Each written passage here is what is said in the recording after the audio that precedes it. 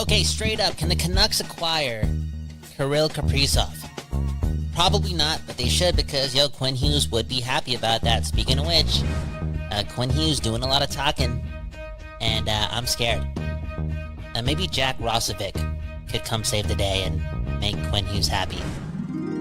Anyways, let's start the show. The following is a hockey podcast out of Vancouver and Surrey, British Columbia. It'll only consist of a lot of puck talk and even more BS, or in actual words, banter and satire. Enjoy, and as always, go Canucks go.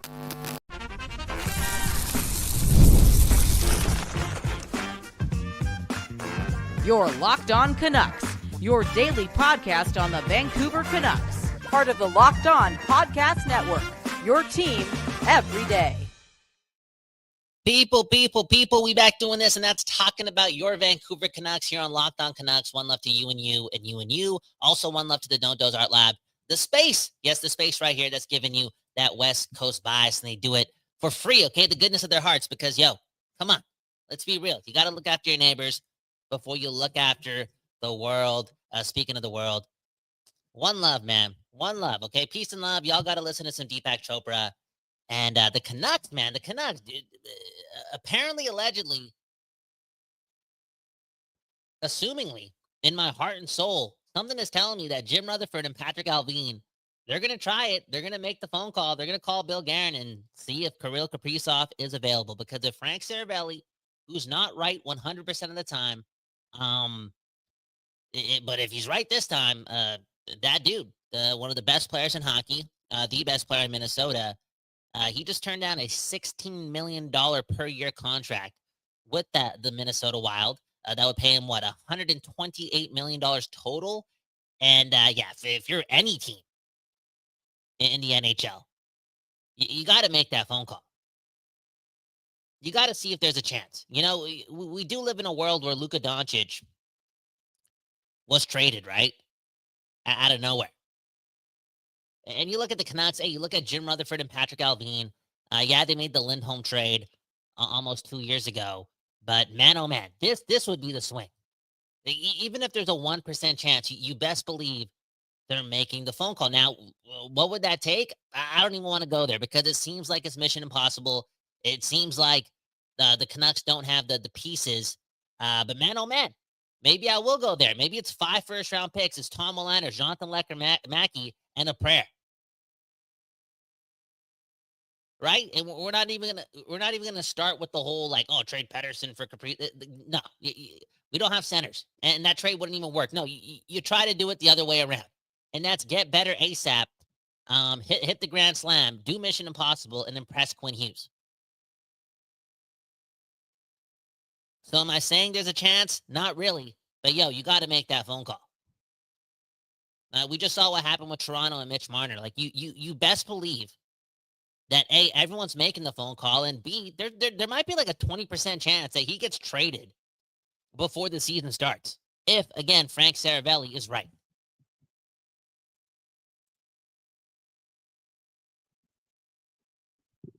Now, in more realistic news, or in more realistic theory involving your Vancouver Canucks, let's ask the question, how does this relate to what Quinn Hughes will do with his contract situation coming up in 10 months? And I know it's redundant. I know it is. And I know it's full of drama and it's not hockey focused, but it is what it is. You got the president of hockey ops saying what he said about Quinn, his contract, Luke and Jack, New Jersey. You got the brother saying it a couple days ago too, or yesterday for that matter. And now you got Quinn being asked about it today. Dude, when you're that good, you're that elite, you're the next Scott Niedermayer, maybe better than Scott Niedermayer. Dude, come on. And you got brothers in the league. Speaking of which, where did Scott Niedermayer go, right? When he was a UFA, right? Exactly, to play with Rob. This is going to be a talking point. And it's going to be interesting. Now, but before, we get repetitive and regurgitate the same theory. So why not think about this? Okay, so again, why is Kirill Kaprizov not signing in Minnesota for that much money? Is it because he doesn't like Minnesota? Is it because he doesn't believe they're going to win? Look at Quinn Hughes. Could he be saying the same things about Vancouver down the road? Probably, right? When it comes to turning down 16 mil a year. Because it wasn't that long ago. It was like last week where it's like, yo, give Quinn 17 a year and just give him the most. Give him the most. Be mafia about it. Hand in the briefcase, hand in the blank check. When a guy is that good, when he's Scott Niedermayer, when he's Hall of Fame, when he's like a poor man's Nick Lidstrom, okay, I'm exaggerating a bit. Yo, you just do the most to get him. Okay? Okay, but now I'm thinking that $17 million won't be enough to keep Quinn Hughes. I'm also thinking, and thank you, Kaprizov, for the train of thought and his agent, and Frank Saravelli for maybe lying about this. Who knows? But now I'm thinking that the league and the agents who represent the players in this league may be thinking NBA like with it. Maybe thinking NFL like with it, okay? And what do I mean by that? This is what I mean, okay? It doesn't matter if you're representing Connor McDavid or, the next tier of player. That doesn't matter. But if Connor McDavid is making 20% of the salary cap, like if he's the guy, right? Because everyone's been waiting for this new McDavid contract. Like, oh, he's going to be the guy to push the limits and make the most a player can get. The legitimate 20%. Whatever that number is when the cap goes up, Connor McDavid's the only player that's going to get that much. That's kind of been like the language going around. Now I'm thinking, again, the agents of Kaprizov or Hughes or like Jack Eichel, for example, right? These guys are coming up. Kaprizov and Eichel in a couple of months, 10 months, Hughes in 2 years. I'm thinking that all these guys want to make the same amount as Connor McDavid. Their agents are telling them, yo, look at the NBA. It doesn't matter if you're Luka Doncic or Devin Booker, right? It doesn't matter if you're Jokic or Murray, right? It doesn't matter. It doesn't matter. You're a superstar. You're getting paid the super max. You're getting paid the highest percentage against the cap. And this happens in the NFL too. Every year there's like Mahomes was the highest paid player for not that long. And other agents and other players weren't afraid to ask for more than Mahomes, even though they knew they weren't better than Mahomes. But yo, I'm a superstar. So give me the super max. What's the super max? It's the most against the cap.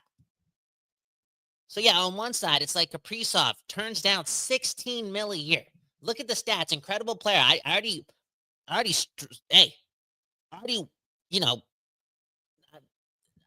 gloated over Kirill Kaprizov a couple days ago. The guy's an incredible talent. When he's on the ice, when he's healthy, since he's came into the league, he's been magnificent. And if he's healthy last year, there's a good chance he wins the MVP. Like, that's how dominating he was. Right? He's that damn good. But man, oh man, I didn't think he'd be a guy that would turn down 16 mil a year. And again, it could be the whole, I don't want to play in Minnesota. This isn't a perennial favorite. Maybe he wants to go to Florida. Maybe he wants to go to New York. Maybe he wants to go, wherever he wants. Or maybe, again, his agent is like, yo, just wait. Just wait. The salary cap is going way, way, way, way up. Connor McDavid, again, way better than you, Kaprizov. I know. But we do live in a world where there's a chance that if McDavid is making 20% of the cap, hey, you could ask for that too.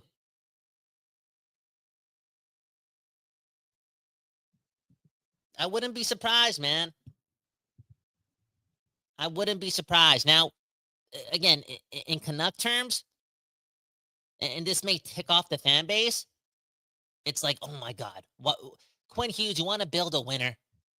You're really going to ask for Connor McDavid money in 12 months if you're eligible to sign that extension. You want to stay in Vancouver? Give me the supermax. Even though you're not Connor McDavid, even though you're not that guy, you don't got the MVPs and whatnot. You're going to ask for that much. Is that the right call? And come on, the answer is hell yes. You do whatever it takes to keep Hall of Fame generational talent. And right now in the NHL, and again, this is recency bias. Man, oh man, there's a lot of talent, superstar talent. Okay, unbelievable talent. Yeah, generation after generation, that's always going to be the case. But we're talking about hundreds of millions of dollars. And again, I feel as if it's never been better.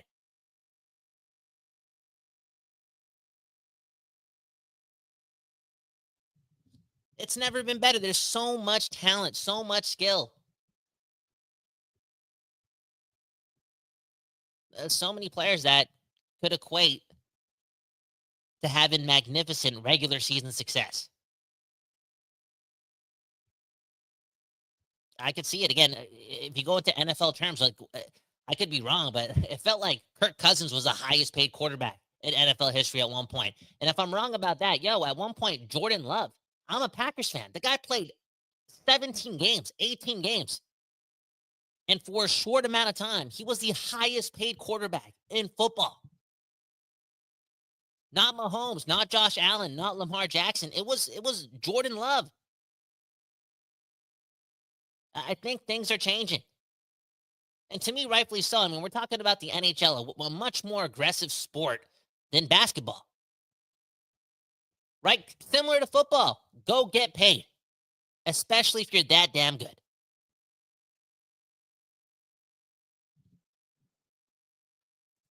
Anywho, let's get to the comments. Okay, Bobby Bluger, the smartest guy on the program, saying, how does the CBA allow a player to make 20% of the team's cap in a sport where you need 20 to 22 guys on your roster at all times? Silly. Yeah, it's silly. It's silly. I understand it. You got to spread the wealth, do all that. But you also got to keep your superstars. And bro, to be honest, again, like Kirill Kaprizov, Quinn Hughes, Jack Eichel, like guys that are going to get new contracts fairly soon. And again, I know Quinn Hughes is 2 years away from being a UFA. Eichel, Kaprizov, a lot different. They're UFAs in like 10 months. But bro, like you got Kyle Connor too, different tier. You also got like, again, Connor McDavid coming up in 10 months. Like times are changing. This is different. This is different. And again, like look at how much the salary cap is moving up in the next 3 years. It's wide. The budget is open. You best believe millionaires are going to be thinking about more millions. Now on Quinn Hughes, then I do want to say this again. If you read some of the quotes coming out of media availability, and again, 20% of the cap hit for one player, it's a lot of money. It's a lot of money. I get it. How are you going to build a team? Boom, bam. You still got to pay for OEL for the next couple as well. Well, I guess by the time Quinn Hughes' new extension kicks in, that might not be a problem. But all in all, 20% against the salary cap it's arguably too much, but not for a guy like Quinn Hughes. Like, I'm doing whatever it takes to keep that guy. And if you read the quotes coming out of, again, media availability or the Vegas media day, the fact that this guy openly said, and I'm paraphrasing just a bit, that, yeah, Miller versus Pettersson was a big distraction. It affected Pettersson. It affected the whole room. But I am proud of myself for the way I handled it because, my play never dipped. In fact, he felt like he had to be accountable as the captain, as a GOAT, again, as a Hall of Fame talent to do the most, to do more, to give his team a chance. Like the fact that guy can openly say that. And if you look at the film, you back it up too. Like we talk about Kirill Kaprizov being an MVP candidate. Again, Quinn Hughes was the best player in hockey last year. And for multiple weeks, it felt like that. While all this was going on, a young captain, what was he, like 24 at the time? Managing all that, an ego like Elias, an ego like JT Miller. No help in that dressing room when it came to leadership, and he was able to get better. Block out the noise. Give his team a chance to win game in and game out. You're paying that guy, man. You give Quinn Hughes 20% of the salary cap. That's just the truth. Anyways, we'll talk more about this on the other side. The Quinn Hughes also talking about the Jack Hughes quote, the Rutherford thing. I don't know, man. This is Trevor Beggs, man. First of all, Trevor Beggs makes the itinerary for the show. He doesn't even show up for the damn live show. Big J Journo now, right? Big J Journo. Getting paid the big bucks to write the articles. How about the podcast, man? I know we make the small bucks here, but hey, who got you there? Anyways, Trevor wants to talk about Rutherford, the quote, Quinn Hughes maybe taking a shot at him. Trevor, you're getting dark, buddy. You know what? I know if it bleeds, it leads, and you're in the industry, but the SEO is not more important than keeping the MVP happy, okay? Anyways, you're listening to Locked On Canucks. My name's Kyle Bhawan. Hit the like button, share the episode, support the show. Happy wife, happy life. I'm not married. Trevor is. But I got a girlfriend. So again, Christmas is coming up. I didn't get anything for my girlfriend for her birthday besides a dinner. Again, hit the like button, okay? We'll be back on the other side.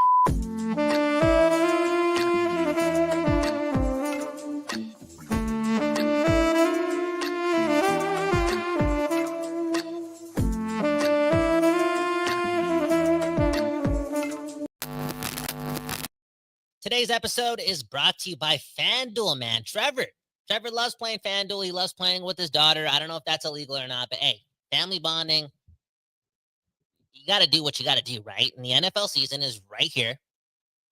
Week 2 starting tomorrow. My Packers against the Commanders. Who you taking? Who you putting your money on? Obviously the Packers. It is what it is. And boom, bam, do this, okay? If you're a new customer or you're new to FanDuel, you drop $5 on a bet, and if that bet wins, you get $300 in bonus bets. That's something else, okay? So build a parlay. Again, put some money on the Packers. Screw the Commanders. Jaden Daniels about to get eaten alive by Micah Parsons. Do the math, make some money. Again, a $5 bet if you're a new customer, can get you $300 in bonus bets. That's at FanDuel. Visit FanDuel at FanDuel.com to get started. Again, that's FanDuel. It's $5, man. $5 can turn to $300 and more. If you bet on the Packers, that's life.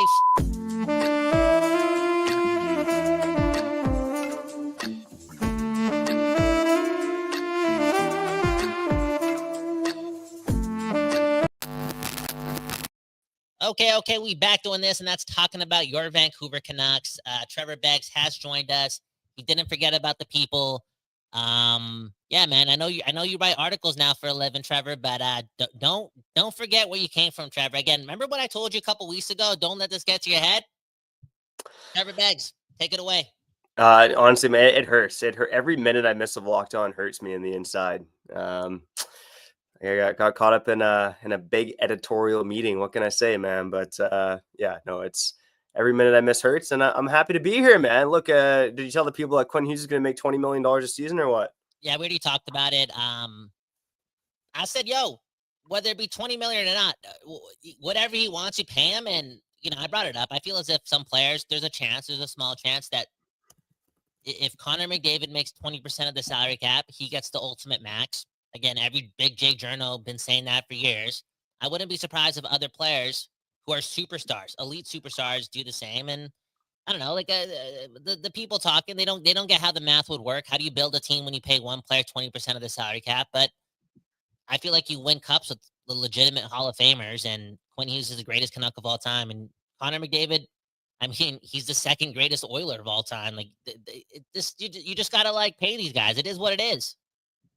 Yeah, well, I mean, there's been some good research done on this, right? I mean, star power does matter more than depth, but really, it's a combination of the two is what win cups, right? You do need to retain your stars, you need to pay your stars, and you need to find depth at a reasonable price, right? And the Florida Panthers have been able to do that. I think they're obviously the prime example right now. But regardless, I mean, whatever amount of money Quinn Hughes wants, you just pay the guy, right? Like, I don't care if it's $20 million per season. You do what you can to keep Quinn Hughes in Vancouver. Now, Kyle, I'm not sure what you touched on the early part if it was just Kaprizov and Hughes related, but for me, I kind of wanted to touch on maybe some other things we learned about Quinn Hughes in his media availability today. And I think one of the most interesting things to come out for me was he did finally break the silence on Jim Rutherford and his comments about Quinn Hughes leaving back in April. This is the first time Hughes spoke publicly on it. And he was asked again about, Jim Rutherford and, the thoughts about, what he said last April. And Hughes' quote was, "I don't know. Jim's a smart guy. Jim's doing, what he wants to do. I've got a lot of respect for Jim, so I'll just leave it at that." And I don't want to get too negative here, but it was interesting in another interview as well, how Quinn Hughes talked about when he was asked about Jack and the comments he made, how Jack wasn't the first to bring it up. And he's goddamn right about that. Now, when you read these comments from Quinn Hughes, Kyle, what is your take on the situation? Do you think Quinn Hughes is maybe a little frustrated with Rutherford? No, that's maybe the vibe I got in it. At the same time, Quinn Hughes, I guess, is a very stoic guy. Again, he's been honest with the media this entire week, going back to his interview with Ian McIntyre.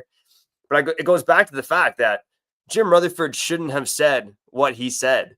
This is not as big of a story as it is right now if Jim Rutherford didn't open his mouth back in April. Damn, so you're taking your boss's side. I saw his tweet today, some people, not agreeing with him, saying that this would have been a story regardless, which I actually just I don't think it would have been as big. Like, let's be real. Oh, 100%. Rutherford started this, but again, I don't think Quinn took a shot. I think he just is telling the truth, man. And again, Quinn reads books. Okay, look at these books in my hand. The first book is called "Don't Rhyme for the Sake of Riddling," okay, by Public Enemy. Okay, and look at this one, "Through a Window" by Jane Goodall. Okay, you wanna learn about some chimpanzees and how they connect with us? Do some reading. And Quinn reads the room. He's probably read about like the best general managers winning championships in various leagues, and or presidents for that matter. And like, a lot of these executives do have personality. They are charismatic. They talk a lot of shit too. It is what it is. I don't think he took it to heart. You just, maybe backing up his family, saying, it's not all Jack's fault. Like, this has been brought up by the cream of the crop at the top of the organization a couple months ago, and it is what it is. But I don't think he takes it personal, man. I think he just wants to win, man. And as far as like his relationship with Jim Rutherford goes, I do think there's a lot of respect there. I think Quinn Hughes mentioned that too. Like, he respects Rutherford, and I don't think he's like saying that just to like fluff it up. Quinn Hughes wants to win, and I know it's hard for us to connect Rutherford with winning based on what happened last year and how traumatizing and how hurt we were, but there's truth to that. Like, I think Quinn Hughes does trust this organization. And dude, Trevor, like, not to break off from it too much. Well, I guess you wanted to go through all the Quinn Hughes quotes, like the way he was talking about Elias Pettersson too, and in some of these quotes talking about like, I don't care if like it was if he lost 5 pounds or gained 5 pounds, like he just ultimately trusts that Pettersson can find his game. And he did mention like last year was just too much for Elias. Like, Yeah, 100%, right? And it's again, it's the reason why I'm optimistic and a little bit more bullish on the Canucks probably than the general public. And I don't think it's my blue and green bias. I was actually just on Let's Go Blues radio talking about the Vancouver Canucks and PU Suter. And one of my takeaways is that the Canucks are going to be better than 90 points this season. I mean, they got competition for sure. The Utah Mammoth, the Minnesota Wild, the St. Louis Blues, the LA Kings. Like, welcome to Gary Bettman's NHL. There's a lot of parity, baby.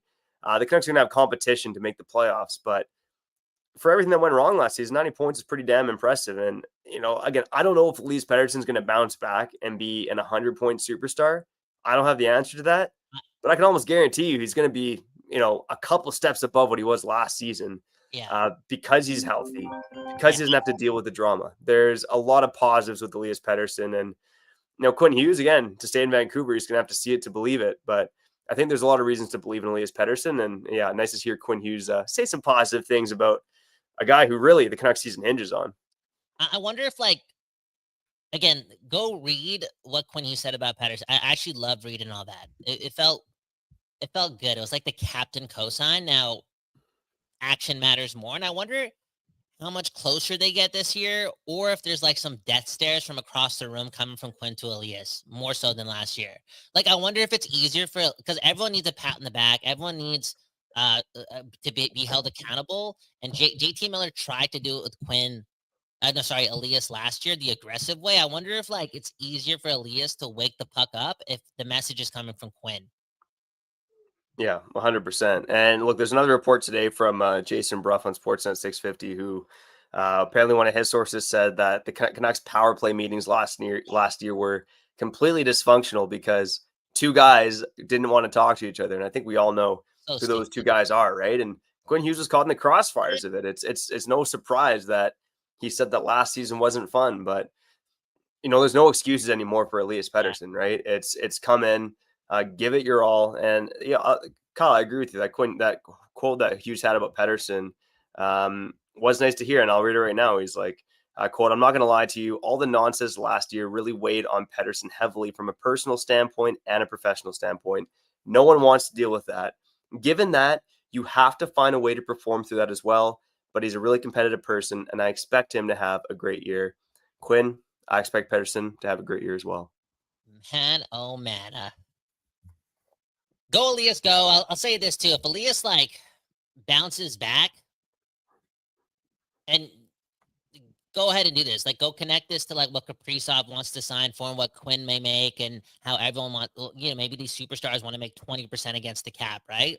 dude, if Elias Pettersson bounces back, he will have the best contract in hockey. Okay, for real. Wow. Anyways, Okay. I mean, like seriously, the 11.6. If he's a legitimate two-way center and he's back to being a 90 to 100 point guy, that's pretty sick, bro. We got that guy for 7 more years. Yeah, I'm excited, man. Let's see Elias Pettersson without JT Miller. Let's go, man. But Trevor, we got just to fill you in. We got to shout out Monarch Money instead of FanDuel. Okay, reverse the order. So why don't we do All that? right. All right. All right. And we'll read some comments on their side because the comments are getting spicy, man. The comments just took a shot at you and I. Yeah, that's all right, man. We can handle the heat, much like Quinn Hughes, and maybe we'll get an update on another player who could be joining the Canucks potentially in the near future. You're listening to Locked On Canucks. All right, before we get back to the program, let's shout out our friends over at Monarch Money. Man, oh man, Kyle, you guys like you and I, we need things like Monarch Money because they're for busy people who maybe don't have time to handle all their finances. Okay. Monarch Money, they're there for you. It's an all-in-one personal finance tool that brings your entire financial life together in one clean, easy-to-use interface on your laptop or on your phone. And Monarch, again, built for people with busy lives. If you've been putting off your finances, Monarch is here for you. Monarch does the heavy lifting for you. You can link all your accounts in minutes, see clear data visuals, and get smart categorization of your spending, and finally feel in control of your money without ever touching a spreadsheet. So don't let financial opportunities slip through the cracks. Use code LOCKEDONNHL at monarchmoney.com in your browser for half off of your first year.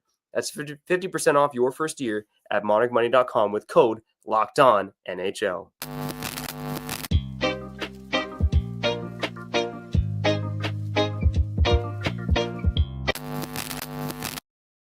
People, we back doing this, and that's talking about your Canucks, Trevor Beggs, Kyle Bhawan. But once again, Trevor Beggs, the second best dad in the world. We'll get to your comments very soon. But first, I got to ask Trevor how he's doing. Daughter's in kindergarten. Bro, this I don't want to say emotional times, but we were talking briefly today, like a couple hours before the show started, and the way you were talking, man, I'm like, yo, you're actually a grown up now. It's tripping me out, man. I was kind of jealous. I'm not gonna lie. Oh man, all kinds of adult things that I wasn't thinking about till recently, like having to pack a lunch for my daughter. She doesn't like sandwiches. You can't have nuts. It's like I got to figure all this out. She got to open a thermos now. I'm like, can my 4-year-old do it, man? I don't know. But yeah, man, lots of new things, and 2-week gradual entry, man. Oh man, we got thrown to the wolves back in the day. Yeah, when we were in kindergarten, and now it's like 2 weeks to ease them into it. I thought kindergarten was easing them into it, man. Unbelievable. What But do you even learn in kindergarten? Shapes, right? Like shapes and colors. yeah, my daughter started counting to me in French today because she's in French immersion. Wow. So, He's dude, flexing. I'm telling you, man, she's already smarter than me, which is it's a low bar in fairness. I failed French. I failed French 10. Yeah, French was I never failed a class in high school, but French was my worst class. French 9. I came very close to failing. Didn't Yeah. help that I skipped a lot of my teacher hated me, but it is what it is, man. I skipped Madame Enns. That was my teacher. I skipped I think in 2 months I skipped almost 30 classes, and I got a referral. They made me call my dad and tell him, and my dad was too busy at work. So yeah, man, it is what it is. That's life, man. That's life. And on the trois quatre cinq set we neuf dix. Let's read some comments. Okay, man. Major Tao saying, yeah, Quinn Hughes probably doesn't appreciate the negative talk. Lucas saying, ladies and gentlemen, the Quinn situation is a whole lot of nothing until Quinn sees a blank check and pushes it back to Jim, right? Like, again, Quinn's going to get the blank check. He'll have the ultimate decision if he wants to stay in Vancouver. And then Major, who did send us $2 after saying this, but he did tell us that this YouTube channel starts all the rumors. And dude, I don't know. I hope my girlfriend doesn't watch this episode or your wife because dude, they're going to be like, yo, why you guys so dramatic, dude? Stop. What the hell? It's just sports, man. It's just hockey. And Trevor, on this note, man, again, when I read this comment, I thought about you because I'm like, you're in training camp next week. I don't want you to get elbowed in the face by Quinn Hughes, man, for asking the wrong question because, like, I'm scared for you, man, because it's tense times. And Trevor, I will mention this as well. Like, are you like concerned? And Rick Dollywall mentioned this today, and it made me think a lot too. Like, are you concerned that this year's already started with noise and drama? No, I'm really not, because Kyle, remember to our first year doing Locked On Canucks, your Canucks every day. Back in October of 2023, the season started with, the Canucks want to wait on Elias Pettersson, when we're all saying, like, this guy's one of the best players in the NHL. What are you doing? The Connor Garland trade rumors, like, that's how the 2023-24 season kicked off. And what happened? The Canucks thumped the Oilers 8-1, have a fantastic start. They were one of the best teams in the NHL. I think they were the best team in the NHL in late November there. So no, I'm not really concerned about the rumors. What matters is what happens on the ice. Look, it's Locked On Canucks, your Canucks every day. Like, we're going to talk about the news on this program and what's going on. But I know you and I feel the same way, and I know you listen, you feel the same way. We all can't wait for hockey to start. And man, oh man, I can't wait to have eyes on this team next week at training camp. Yeah, dude. We just want to watch hockey. We just want wins to happen. And, we're just fans, bro. I don't want to be a media, bro. I don't want to be the media. I openly said it. I don't want a media pass. I don't want one of those things. I want to make enough money to be a season ticket holder and just go to every game and talk shit, and not talk shit, but just commentate, just like be a fan. We're not media over here, but again, like I'm not trying to make Trevor look like a saint and his colleagues look like saints, but everything that we've been talking about for the past year, 13, 14 months, because we were ready to focus on hockey like for the next 5 years of our lives, straight up, we were. But injury after injury, the Elias Pettersson not showing up to camp in shape bullshit. And even like the organization talking shit about Elias Pettersson post playoffs in 2024. Like, he was the guy that got thrown under the bus during that whole press conference, right? And it's on Elias too, because nobody else disclosed injuries. Elias did. It was just kind of weird. Like, it was that disconnect. And then you fast forward JT Miller, all this stuff. Rutherford talking about Hughes and the Hughes brothers. Like, dude, what? They're serving it on a platter. And if you want us to just talk about the games and talk about the intricacies of like the lineups, and sure, but in between all of that and based on the uncertainty moving forward with the games themselves, dude, like, we don't know if the team's going to win games. And I do just want to talk about the power play. Oh, but if you want to talk about the power play, now we got to talk about the fact that Miller and Pettersson, while they had a generational talent on their side, weren't even talking to each other during these meetings because they're divas. And we've mentioned that many times. Like, they screwed up. Pettersson's immature for that. Miller's immature for that, for not dealing with drama the way that Hughes would deal with it. And that's blocking out the noise and trying to be the best player ever. All in all, what I'm trying to say is, dude, I want to talk about games. I want to talk about wins. I want to talk about competing for a playoff spot or just like a 4-game winning streak. I think the Canucks won 3 games in a row once last year. Yeah, I looked it up. They did it twice. There's that 6-1-1 run right before the Four Nations break. Those were the only 2 3-game winning streaks they had last season. So, and that's embarrassing. Like, you look at what's happened over the last 11, 12 years with this organization, one of the worst teams in hockey. So it's like, just winning fixes everything in that room. Obviously, it helped keep the band together, but just for people like us and the fans, like, dude, then we can actually talk about how we stack up against this team and that team. And you know what I'm trying to say, Trevor? But until we find some consistency in our lives, our hockey lives, bro, we're going to be lost in the sauce, man. It is what it is. And I don't want to be lost in the sauce. I just want to be lost in competition, man. I really do. 100%, man. 100%. Now, I think before we wrap up here, we should get to the Jack Roslovic update. If it is an update, but Elliot Friedman and Frank Saravalli both commented this week on Jack Roslovic. Frank Saravalli specifically, we know he's been wrong a few times, talk about how the Vancouver Canucks are still in the mix. I mean, he name dropped 3 teams. Carolina, his former team, who said that they're interested, but it doesn't sound like it's going to work out there. And the other 2 teams he name dropped were the Toronto Maple Leafs and the Vancouver Canucks. Elliot Friedman echoed the same thing. With Jack Roslovic, I am interested to see if the Canucks do it, because, look, it's been 2 summers in a row where Patrick Allvin has made a late offseason signing, right? Pius Suter in 2023, Kevin Lankinen in 2024. Both those players worked out pretty damn well for the Canucks. I do wonder if they circle back on Roslovic here. I know he's not the sexiest name, but 22 goals last year. That would have been 4th on the Canucks. His points per 60 at even strength, 2.1 points per 60. That was tied with Kiefer Sherwood. Would have been tied with Kiefer Sherwood for the best number on the Canucks. He's not going to sign at $4 million, what he was projected to get. So the longer this goes on, the more curious I am to see if Jack Roslovic does come to the Vancouver Canucks. I do still think it's a possibility. Again, other teams have cap space, but the Vancouver Canucks desperately need offense. And look, what's Roslovic going to do? Push a guy like Linus Karlsson out of the lineup? Aatu Ratu didn't have a full offseason of training, according to reports, because of injury. So maybe he's insurance for that as well. Like, there is some intrigue here with Jack Roslovic. I am warming up to the idea more the closer we get to camp.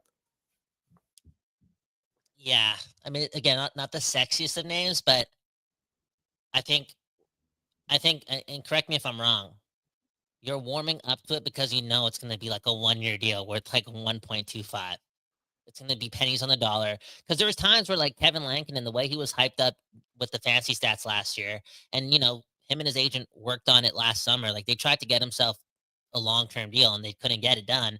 And he needed a job and he took nothing. So Roslovic's going to do the same. And I'm assuming that's why you're like, quote unquote, excited for it. Yeah, I think there's opportunity here for Roslovic in Vancouver, much like there was opportunity for Lankinen, right? And he's a right shot center. I know he played some wing, but 54% of the faceoff dot last season. This team doesn't have a right shot center in their lineup. I know Aatu Ratu, he swings both ways in that department, but they don't have a right shot center in the department. So I think there's a recipe here for the Canucks to sign Roslovic at a reasonable deal, and just something to keep an eye on if you're a Canucks fan. And on the Ratu note, I know Sat said this like 3 days ago.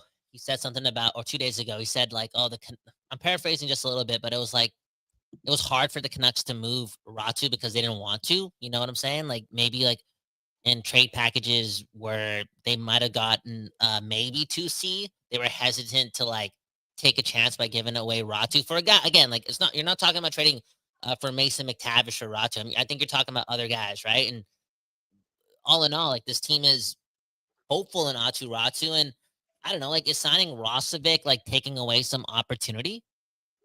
Like, don't you want to just see what Aatu can do? And he's at that age now too, and he's got pedigree, and he's gotten better every single year since he's been in this organization. Like, don't you want to? I don't want to say make it easier for him. Just like, hand it to him, give him this opportunity.